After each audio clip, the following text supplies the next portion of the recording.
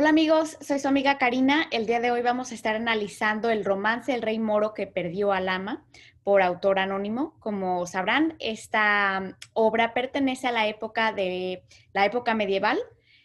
Así que vamos a hablar un poco del contexto histórico, analizar la rima y métrica, si están siguiendo el orden cronológico.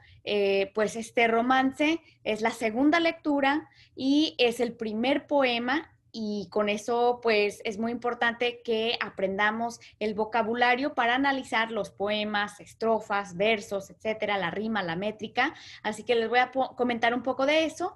Igualmente también vamos a estar analizando los recursos literarios y obviamente la temática también. Y en otro video anterior, donde les hablo sobre las características de esta época, les menciono que muchos de los romances de esta época son de autor anónimo, porque se pasaban de boca en boca, la tradición oral, por los juglares que venían a dar las noticias, a cantar, a recitar lo que estaba sucediendo, especialmente en este contexto de guerras durante la Reconquista. Pues los romances también cuentan, narran estas grandes batallas que habrían entre los cristianos y los moros. Obviamente en este caso, los moros están perdiendo ya los últimos recintos de su control musulmán sobre la península ibérica. Así que continúo para invitarles a que se suscriban a mi página web carinaspanish.com. Van a ver este link, este enlace para que se suscriban para recibir materiales gratuitamente, otros recursos, recomendaciones, anuncios, y obviamente es una forma de estar en contacto a través del correo electrónico. Así que nuevamente suscríbanse en mi página web carinaspanish.com. Con mucho gusto les envío material que considero muy importante para dar la clase. También tengo mi podcast titulado AP Spanish Literature. Lo pueden encontrar en plataformas como Spotify y también iTunes, entre otros. Y tengo, como quien dice, casi todas las obras excepto los del boom, pero tengo todo lo que viene siendo la primera parte del orden cronológico para el curso, algunas sugerencias de cómo escribir los FRQs sobre movimientos literarios, etcétera. Y también pueden seguirme en Instagram bajo el nombre de usuario Karina Spanish, y de esa forma también estar en contacto. Así que espero que me sigan en estas plataformas, que no se pierdan ningún episodio, y si por favor me pueden dar un rating de 5 estrellas, dejarme alguna reseña positiva de cómo les ha ayudado, se los agradecería muchísimo, compañeros. Y claro, si hay alguna pregunta, alguna sugerencia, no duden en contactarme. Mi correo electrónico es carinaspanish@gmail.com. Si están suscritos en mi lista, por favor chequen sus otras bandejas, como por ejemplo promotions o social o spam. A veces los correos electrónicos no entran directamente a la bandeja principal, así que también revisen sus otras para ver si ahí también les ha llegado algunos de mis correos. Pues bueno, continuamos con lo que viene siendo algo del contexto, del vocabulario relevante para analizar y comprender de forma más completa esta obra del romance El Rey Moro que perdió al ama. Aquí les estoy mostrando una bella imagen, obviamente de la época reciente, que nos muestra Granada, especialmente la Alhambra de Granada. Granada es una hermosa ciudad en el sur de España. Si algún día tienen la oportunidad de ir a visitar este histórico y bellísimo lugar, se lo recomiendo al 100%. Yo de hecho hice un viaje con mis estudiantes el año pasado, que obviamente no nos había tocado lo del coronavirus, y fue una experiencia fenomenal ir con los estudiantes, mostrarles estos lugares históricos sobre los cuales han leído. Y si eres un maestro, maestra que ha visitado este lugar, pues muéstrale imágenes a tus estudiantes para emocionarlos y que vean en vivo, bueno, no en vivo, pero a través de las imágenes, el contexto y cómo este lugar sigue en pie después de tantos años, después de tantos siglos de historia. Y pues la Alhambra es este palacio rojo, que eso es lo que significa en árabe, donde pues vivían estos sultanes de esta época la época medieval de España y que no solamente guarda en sí la belleza de esta cultura, sino también pues esa convivencia de tantos años y que por fin culmina en 1492, los reyes católicos, Isabel y Fernando, llegan a este lugar en 1492 y finalizan lo que viene siendo la guerra de la Reconquista, y hasta hoy en día pues nos queda este hermoso palacio como un testigo de aquella época. Bueno, solamente para darles un poco de imágenes visuales, que esta va a ser uno de los lugares que menciona el romance. Bueno, pues como les había mencionado, los árabes llegan a España, a la península ibérica, en el año 711, o sea, más de 1300 años atrás. Llegaron los moros, los musulmanes, acá por Marruecos. Como pueden ver, es muy pequeña la distancia entre básicamente dos continentes. Y los moros cruzan el mar y llegan a dominar básicamente toda la península ibérica, no solamente lo que hoy en día es España, sino también Portugal, que recordemos que en aquel tiempo eran reinos divididos, y los musulmanes llegan hasta el norte y ya de allí pues se enfrentan con los cristianos y se quedan básicamente en lo que viene siendo esta parte, pero poco a poco los cristianos se van uniendo para luchar contra los musulmanes y van empujándolos hacia el sur, hacia el sur, hacia el sur. Se puede decir que son dos sociedades en contacto y básicamente ese es el tema principal de esta obra, las sociedades en contacto, lo cual pues es uno de las características principales de esta época medieval en España, que a pesar de la convivencia entre ellos, también hay muchas luchas, como podemos ver aquí en esta imagen, la organización de los soldados, etcétera, y pues van empujando a los musulmanes hacia el sur conforme van pasando los años, hasta que el último recinto es Granada, esta hermosa ciudad que les estaba mencionando, y allí en 1492, pues pierden todo su control, se rinden ante los reyes, culminando, se puede decir, 800 años de no solamente esta interacción entre culturas, sino también su influencia en el idioma, la arquitectura, la cultura, etcétera. Pero obviamente pues llegaron a formar un pilar de lo que viene siendo la cultura y el lenguaje de España.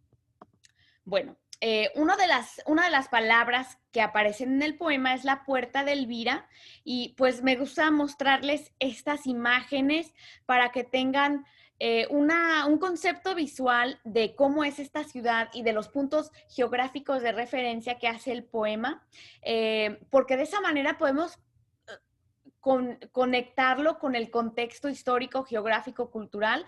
Si están familiarizados ya con las preguntas que van a aparecer en el examen de AP, pues una de las preguntas pide, creo que es la pregunta número 3, el FAQ número 3, que pide hacer conexiones con el contexto histórico. Entonces, usando este tipo de conocimientos podemos conectar el texto con el contexto en el que se vive esta historia básicamente, porque eso es lo que es, nos está contando a través de forma poética una historia real, verídica, que sucedió en un lugar específico. Entonces, la puerta de Elvira, lo que tenían la función de estas puertas era dejar entrar o bloquear el acceso a la ciudad. Obviamente hoy en día sí lo pueden ver, muy interesante esta construcción moderna, pero en aquel tiempo la función de la puerta de Elvira sería para dejar entrar o bloquear a las personas. La puerta de Vivarrambla, que es otra de las puertas que se menciona en el romance, que de hecho hoy en día es así como se mira, pero sería otro punto de acceso a la ciudad de Granada. Luego se menciona el Zacatín, que el rey moro va en esta calle del Zacatín, y era la calle, como ven, angosta. Hoy en día está llena de comercios, de compra y venta, pero en aquel día sería la calle que conduce directamente al Palacio de la Alhambra. Y esta es la calle en la cual se va el rey moro directamente cuando le llegan malas noticias, se va rápidamente por esta calle, el Zacatín, para llegar a su palacio. Añafiles otra palabra de vocabulario que nos muestra el contexto cultural. Añafiles es una palabra que viene del árabe y básicamente viene siendo estas trompetas. Y lo importante recordar de los añafiles es que las trompetas también eran utilizadas como una forma de reunir al pueblo en momentos especiales, en este caso, pues reunirlos porque hay este contexto de batalla y era una forma de anunciar que estábamos en peligro. Añafiles, como pueden ver aquí esta imagen de la época medieval. Otra palabra muy importante, nuevamente que nos muestra el contexto cultural, y voy a hacer una pausa brevemente aquí para explicar otra cosa que se conecta con esto, es que el romance, aunque tiene la perspectiva de los musulmanes, de los moros, de hecho fue escrito por cristianos. Sin embargo, lo interesante de esto no es que se estén apropiando de la perspectiva árabe musulmana, sino que nos muestra una comprensión muy profunda de sus costumbres, que los cristianos conocían muy bien las costumbres, la cultura de los árabes, así como nos lo muestra el conde Lucanor en estos cuentos y en el cuento específico de esta muchacha brava, nos muestran el contexto histórico, cultural, que los cristianos conocían bastante bien la cultura mora, algunas de sus prácticas. En este caso, el romance, aunque fue escrito por cristianos, adoptando el punto de vista musulmán, nos presenta la figura del alfaquí. Alfaquí también viene de una palabra árabe. De hecho, casi todas las palabras en español que comienzan con al, como por ejemplo alcoba, almohada, alcohol, álgebra, etcétera, vienen del árabe. En este caso, alfaquí, pues era un sabio, un doctor, un experto en la ley musulmana del Corán, como pueden ver aquí, vestido en su ropaje tradicional y con su barba, porque la barba era una forma de mostrar sus años, por lo tanto su sabiduría, su experiencia. Y el alfaquí es una figura que aparece, una de las voces en este romance, lo cual nos muestra su conocimiento y su importancia dentro de la cultura musulmana. Bien, otra palabra importante que también nos muestra mucho el contexto histórico, cultural y que los cristianos conocían sobre estas historias es sobre los abencerrajes. Y disculpen si les está bloqueando mi video. Los abencerrajes era una familia muy importante de Granada en aquella época medieval, que de hecho era una familia de guerreros, obviamente que habían cruzado también en las batallas de la conquista o la reconquista de, bueno, más bien ellos fueron los que conquistaron, los cristianos reconquistaron, pero bueno, esta familia llegó a ser de suma importancia política y cultural en Granada. Sin embargo, hubo rivalidades entre esta familia poderosa y el sultán, el rey de los moros, y pues entraron en tan gran competencia que el rey mandó asesinar a esta familia en el propio Palacio de Granada. De hecho, hay una leyenda de que los mandó degollar a todos y su sangre cayó sobre el patio y se manchó de sangre. Hasta el día de hoy se pueden ver algo rojo que según eso era manchado por esta sangre de esta familia. Pero bueno, lo importante aquí es notar el conocimiento sobre esta familia y dentro del contexto del poema vamos a ver que el alfaquí, como les mencioné anteriormente, conoce sobre esto que hizo el rey, que los mandó a asesinar y le está culpando que por su culpa y por causa de hacer este crimen, ahora está perdiendo el reino de Granada. Entonces, algo ahí del contexto histórico.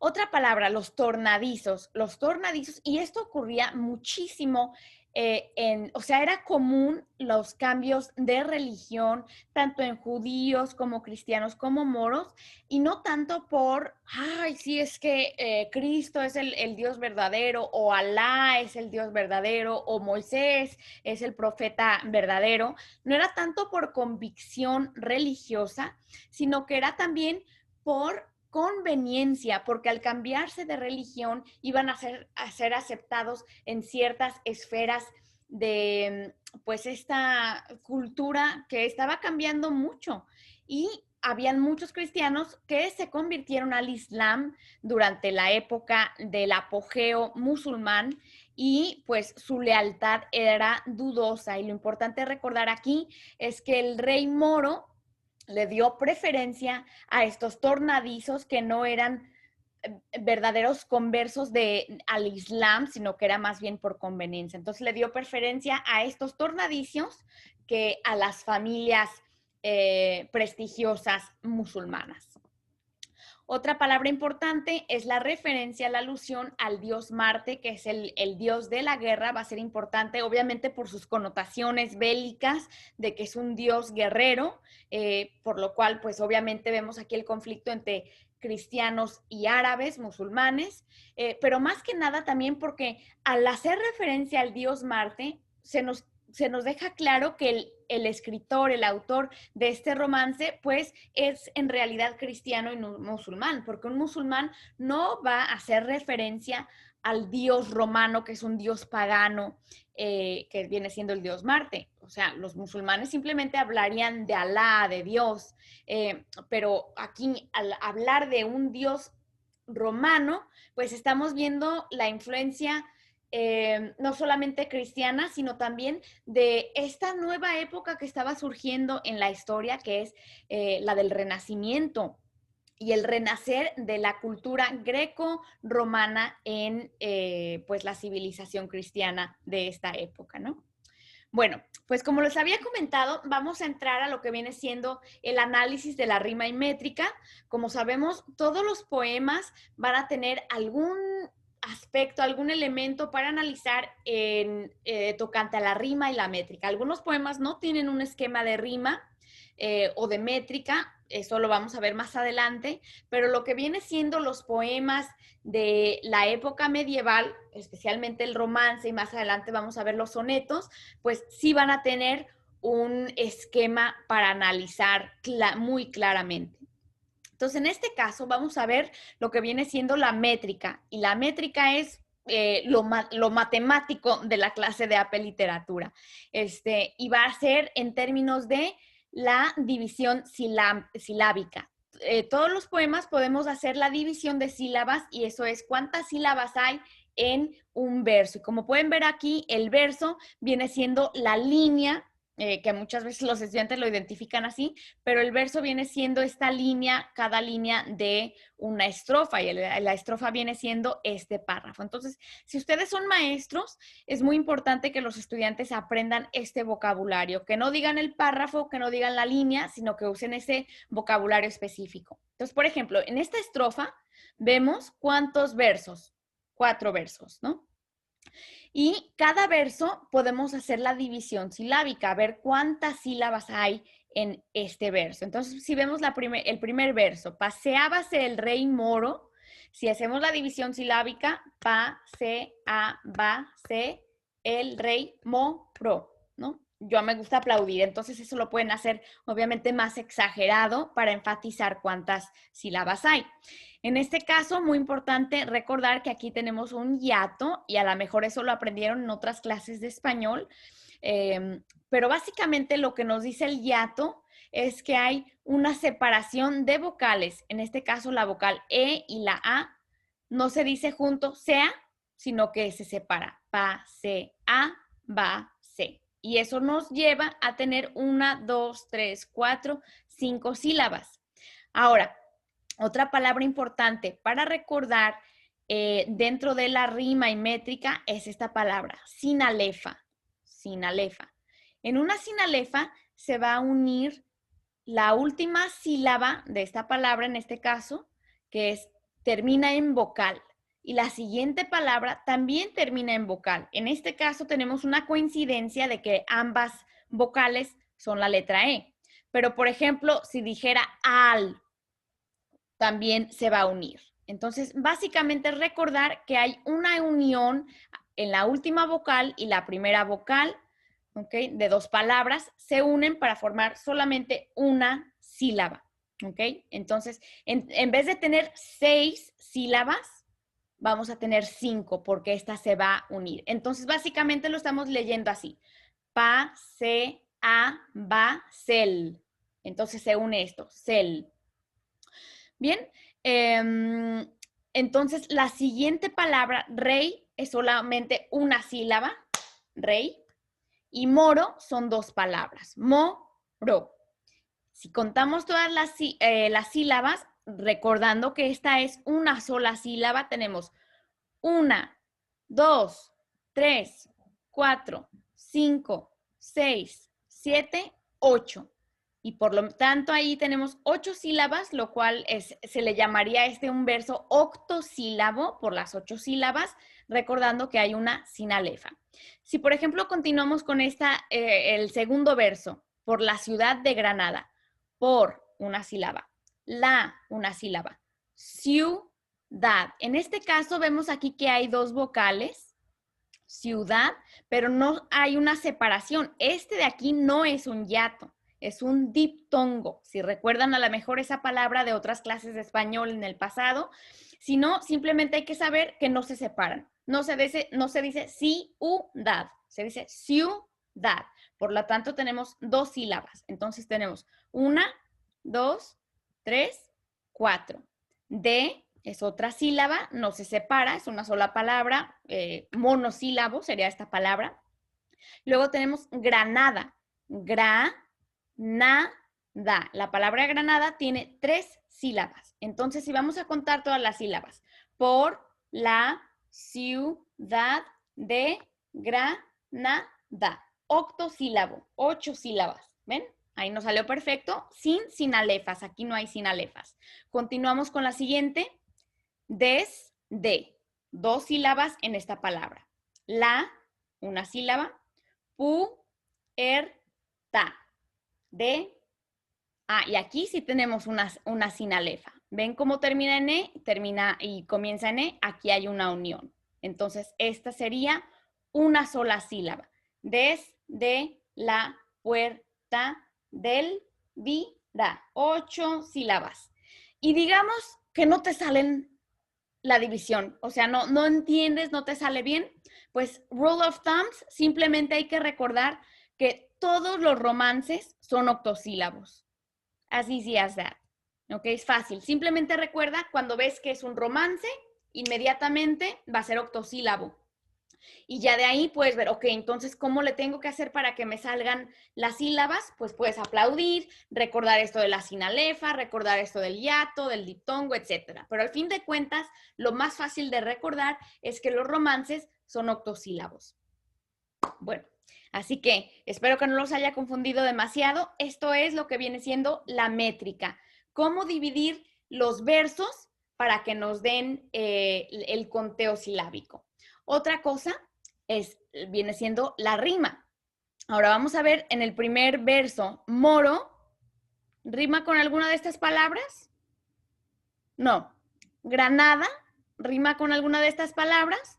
Pues la única va a ser viva Rambla. Elvira no rima con ninguna de estas. Este verso de ay de mi alama, que de hecho es un estribillo, no va a contar en esto del análisis de rima y métrica, porque es una frase que se repite al final de cada estrofa, no la vamos a contar ni para la rima ni para la métrica, es simplemente una frase que se repite. Pero lo que hay que recordar entonces aquí sobre la rima es que es una rima asonante. El otro tipo de rima que tenemos va a ser rima consonante, que no aplica en este poema. Consonante es cuando todas las letras riman. Cuando es rima asonante, solamente las vocales van a rimar. Y la forma de como yo lo recuerdo es que asonante empieza con A, lo cual es una vocal. En este caso, si vemos ADA, AMBLA. Obviamente las otras letras no riman, solamente las vocales. Tenemos una A, una A, una A y una A. Entonces solamente las palabras, las letras que son vocales están rimando. Y otra cosa importante que hay que ver aquí es que solamente hay rima en los versos pares. Recuerda, este es un verso, este es otro verso, este es otro verso y este último, el cuarto, es otro verso. Entonces, cuando son los versos pares, eso quiere decir even. ¿Ya? 2, 4, 6, 8, 10, etcétera. Entonces, el verso 2 va a rimar con el verso 4, ¿no? Basado en las vocales. Recuerda, a partir de la sílaba tónica. ¿Cuál es la sílaba tónica? Espero que no les esté dando mucha información, pero estas son, se supone, algunas cosas que ya han aprendido en otras clases, como por ejemplo hiato, diptongo, sílaba tónica, cuando aprendieron los acentos. De cualquier caso, si no te sabes ese vocabulario, simplemente ve que al final lo que rima son las vocales, simplemente, ¿ok? Y yo sé que parece esto mucha información, pero conforme vayamos viendo más poemas y más poemas, se va a facilitar más este análisis. Al principio todo nos parece difícil, pero entre más lo veamos, más lo analicemos, más se facilita y vamos a estar recordando más. Si ustedes son maestros, pues les recomiendo de hacer algún tipo de repaso, un calentamiento, tal vez el próximo día, después de haber analizado esto, puedan ponerle una estrofa de otro romance, porque hay muchos de la época, y hacer este tipo de práctica como una forma de calentamiento. Bueno, continúo con lo siguiente, que les voy a estar hablando sobre las técnicas narrativas, ¿ok? Y esto es básicamente todo el romance. Como podemos ver, aquí hay una estrofa, segunda estrofa, tercera estrofa, cuarta estrofa, quinta estrofa, sexta, séptima, octava, novena, décima y undécima. 11 estrofas. Y bueno, pues vamos a ver algunas de las técnicas narrativas. La primera es in medias res, que también podemos hablar de ello como un recurso literario. Simplemente es uno de esos términos que pueden aparecer en el examen de AP, ya sea opción múltiple o algo que tú tengas que identificar. Y otro rule of thumbs, otra regla para recordar es que casi todos los romances van a empezar in medias res. Y esta es una palabra en latín que quiere decir en medio de la acción. Entonces aquí estamos viendo que el rey Moro se está paseando por la ciudad cuando de repente le llegan cartas. Este va a ser un recurso literario que vamos a ver en otras obras más adelante. Pero bueno, siempre recordar que los romances empiezan en media res, en medio de la acción, lo cual vuelve la narración más dramática y ya nos deja en medio de la acción con los hechos complicados. Otra técnica narrativa es que vamos a ver una combinación de narración de eventos históricos y recordemos que en este caso son eventos reales que sí sucedieron, lo cual es que los cristianos ganan esta batalla y ganan el territorio. Durante la narración, por ejemplo, aquí paseabas el rey Moro, cartas le fueron venidas, descargaba de una mula. Todas estas son narraciones hechas por la voz poética, la voz que está narrando. En otras ocasiones vamos a ver lo que viene siendo el diálogo. Por ejemplo, cuando vemos esta línea aquí, ¿no?, que nos indica el diálogo y que de hecho aquí vamos a ver múltiples personajes, pues estamos viendo esta mezcla de narración y diálogo, lo cual lo vuelve un poco más verídico y más dramático al combinar ambas formas de narrar. Lo siguiente es el estribillo, y como les había comentado anteriormente, que el estribillo no entra en la rima y métrica, pero sí aparece al final de cada estrofa. Ay de mi alama, ay de mi alama. Y es una forma de enfatizar otro de los temas principales. Recuerden, como les mencioné al principio, que el tema principal es las sociedades en contacto, cómo luchan los cristianos contra los moros, viceversa, pero otro también es el sufrimiento y la pérdida, el sentido de pérdida de esta gran comunidad. Y si, por ejemplo, quieren hacer una conexión personal, has dejado tu país o te has mudado de ciudad, cómo sientes dejar a tus amigos, cómo sientes dejar esta casa, es un dolor, ¿no? Un sentido de pérdida. Y es lo mismo que expresa esta frase del estribillo para calcar, para enfatizar ese sentido de tristeza y de pérdida. Ay de mi alma. Y notemos, por ejemplo, que aquí vemos las citas, las comillas, vemos el símbolo de exclamación, lo cual nos está recordando que alguien está exclamando esta frase de dolor, y también vemos esta palabra ay, que expresa el dolor, es una forma de expresar sufrimiento. Y se dice que esta frase, ay de mi Alhama, puede ser la de el rey moro que perdió a Alhama, pero también puede ser una voz colectiva de todo el pueblo que se ha visto perdido. Y muy similar, vamos a ver más adelante, a uno de los poemas que escribieron los aztecas cuando perdieron a Tenochtitlán. Y entonces si quieren ahí hacer algún tipo de conexión ya cuando lleguen a ese punto, pues es un tema similar. Bueno, otra de las técnicas narrativas que ya les había comentado el diálogo es que vemos a varios personajes. Vemos al rey moro, vemos al alfaquí, que acá lo tenemos. Vamos a ver también a un viejo, a un moro viejo aquí y como les había mencionado, pues la voz del pueblo, una voz colectiva. Y a esto se le llama polifonía. ¿Okay? Obviamente podemos usar diálogo porque sí lo es, estamos viendo que dialogan entre ellos, ¿verdad? ¿Para qué nos llama rey? También estamos viendo que el moro viejo se refiere al rey, el rey les llama a ellos amigos, entonces obviamente están entablando una conversación, pero dentro del poema también lo podemos identificar como polifonía porque son varias voces, una multiplicidad de perspectivas, incluyendo el rey, el moro viejo, el alfaquí y el pueblo, ¿no? Casi como un coro griego. Son 4 voces que escuchamos dentro de este poema, lo cual nos ofrece una variedad de perspectivas, volviéndolo obviamente más complejo, más dinámico y que nos ofrece pues las distintas clases, se puede decir, o las distintas simplemente las distintas perspectivas dentro de un solo hecho histórico y las diferentes reacciones también. Bueno, vamos a ver, como les había mencionado al principio, sobre la geografía, la cultura, etcétera. Esto va a ser relevante para el FAQ número 3.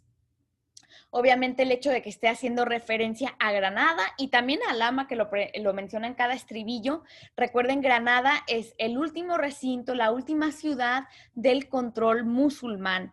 Y todavía aquí vemos al rey que se está paseando en su ciudad, cuando de repente le llegan estas cartas que ahora ha perdido esta última joya de su control.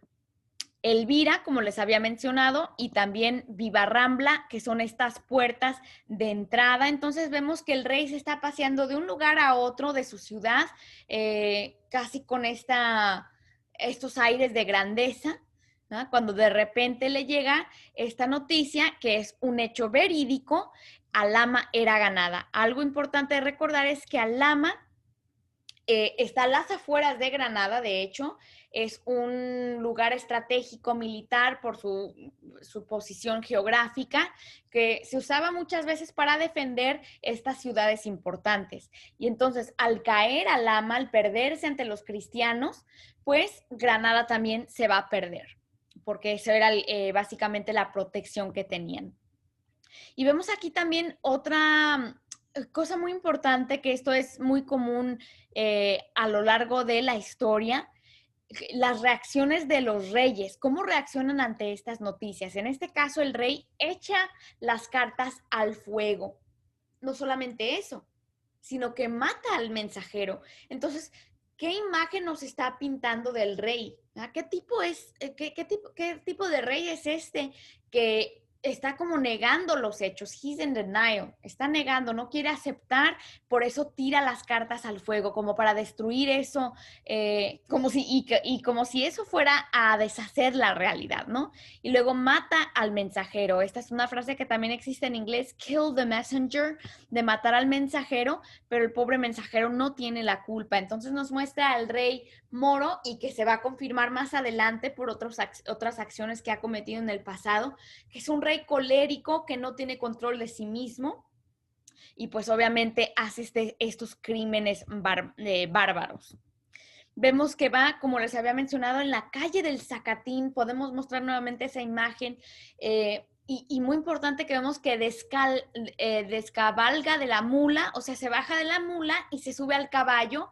Y esto nos muestra el sentido de urgencia que siente al recibir las noticias, porque una mula es un animal que es más lento, es un animal de carga, pero un caballo es un caballo es un animal de guerra, un animal rápido. Entonces vemos ese sentido de urgencia para llegar directamente al palacio de la Alhambra, que como les había mencionado antes, era un palacio muy importante donde vivían los sultanes de aquella época. Nuevamente vemos las trompetas y los añafiles de plata que manda el rey a que se toquen para dejarle saber al pueblo que estamos en un momento de emergencia. Vemos también las cajas de guerra. Todos estos instrumentos son necesarios para hacer estos anuncios. Seguramente han visto imágenes o han escuchado, por ejemplo, del Yankee Doodle Doo y cosas así, que la música era muy importante porque marcaba el ritmo de la guerra, de los soldados. Y vamos a continuar, que está aquí casi como reuniendo a todos los moros, tanto los de La Vega y los de Granada, que son, está reuniendo básicamente a todo el pueblo para estar preparados en un enfrentamiento, aunque la realidad de las cosas es que ya están perdidos, ya no vale la pena reunir a los soldados para luchar, pero se está reuniendo el pueblo, lo cual lo vuelve más visual, la narración y más activo. Luego, como les había mencionado, al sangriento Marte llama. Como les había mencionado, esto no es algo que los moros van a explicar y por lo tanto es una de esas pistas que nos dan a entender que esta narración es por parte de los cristianos que están hablando, haciendo referencia al rey, a este dios, perdón, romano, que obviamente nos está pintando una imagen sangrienta, muy visual, y obviamente tiene importantes alusiones por ser de la guerra. Bueno, continuamos. Otra de los elementos los cuales nos dejan saber que es la perspectiva cristiana es que los está llamando cristianos de braveza. Si tu enemigo te está atacando, no vas a decir que ellos son, ay, estos enemigos míos que son tan bravos, sino que simplemente pues nos está mostrando quién es el verdadero autor. Una nueva desdichada es una noticia muy triste. ¿Ya? Esta es otra palabra para hablar de las noticias. Y obviamente está confirmando lo que recibió acá, ya por fin lo acepta y lo está aceptando y lo está relatando al pueblo. Bien, como les había mencionado, el alfaquí, otro elemento cultural, y muy importante notar que se nos dice que tiene la barba crecida y canas, lo cual muestra su edad avanzada porque tiene canas, es viejo, su barba, que siempre en muchas culturas la barba ha sido un símbolo de sabiduría. Y en este caso, pues el alfaquí se va a dirigir directamente y sin miedo al rey, que más adelante se los voy a analizar con uno de los recursos literarios. Como les había comentado también, los abencerrajes, que aquí le quitan la palabra, la letra A, pero sabemos de quién están hablando. Y aquí el alfaquí le está echando en cara al rey moro que él mató a los abencerrajes, que eran la flor de Granada, o sea, una familia de suma importancia, ¿ah? Cogió a los tornadizos.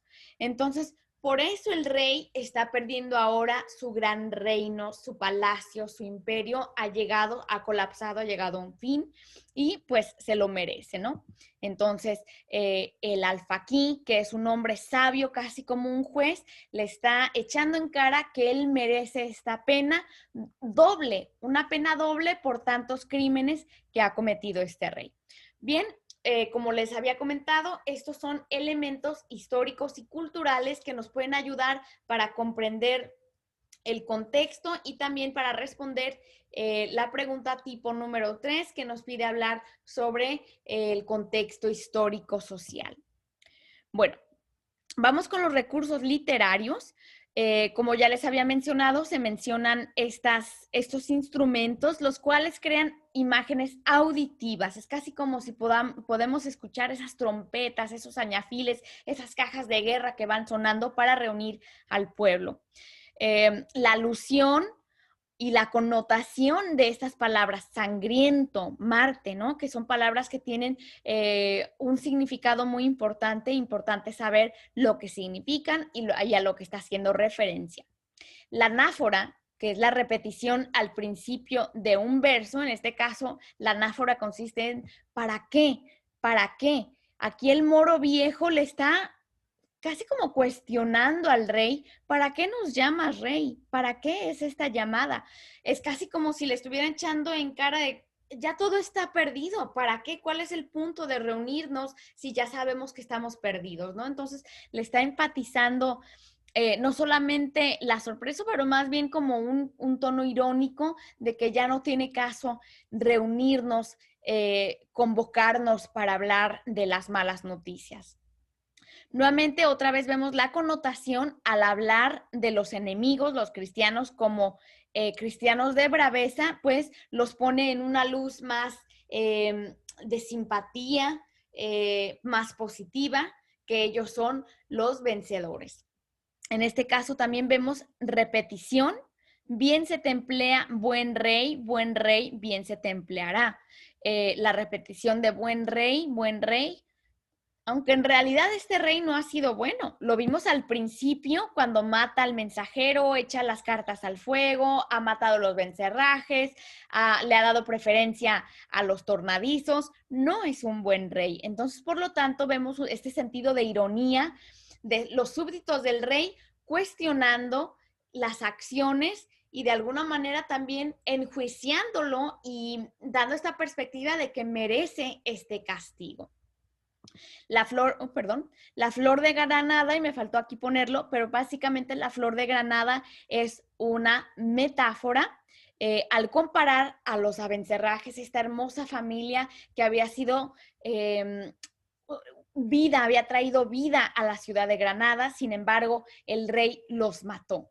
Y una pena muy doblada, pues esta exageración nuevamente mostrando el rencor que sentía el pueblo contra este rey y que de alguna manera pues él tenía la culpa y estaba pagando por sus crímenes al perder su hermosa ciudad. Entonces nuevamente estos son algunos de los recursos literarios que aparecen a lo largo de este romance. Y aquí les muestro algunas imágenes relevantes, perdón si les está bloqueando mi imagen aquí a mano derecha, pero básicamente lo que les quiero mostrar, esta es la más importante, que tal vez la más popular de todas, donde vemos al rey moro, que de hecho se llamaba Boabdil.